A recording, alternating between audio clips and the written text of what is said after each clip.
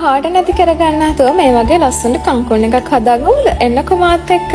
මේ වගේ ඉස්සෙල්ලා වතුර එකක් තියාගෙන ඒකට ලුණුයි තෙලුයි චුට්ටක් දාලා අපි හොඳට නටනකන් තියාගමු. එතකම් මම මේ වගේ අයිස් භාජනයක් ලෑස්ති කරගන්නවා.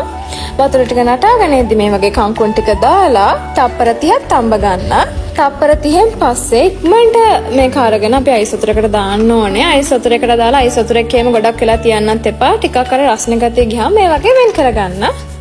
ඊට පස්සේ මේකට දාන සෝස් එකක් හදා ගන්න ඕනේ. සෝස් එකේ ඉන්ග්‍රීඩියන්ට්ස් ටික මම ඔයාලට මෙන්න මේ විදිහට දාන්න. නැත්නම් මට මේක කියාගෙන යන්න අමාරුයි.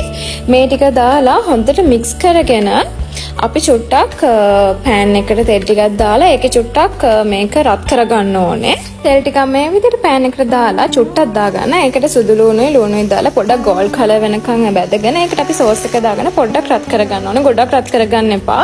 ඊට පස්සේ ලිප ඔෆ් කරගෙන මේක චුට්ටක් නිවුණාට පස්සේ මේ විදිහට කංකුන් ටික ඇඩ් කරන්න ඕනේ. මේ විදිහටම කරොත් ඔයගලන්ට පාට නැති වෙන්නේ නැතුව කංකුන් එක හදාගන්න පුළුවන්.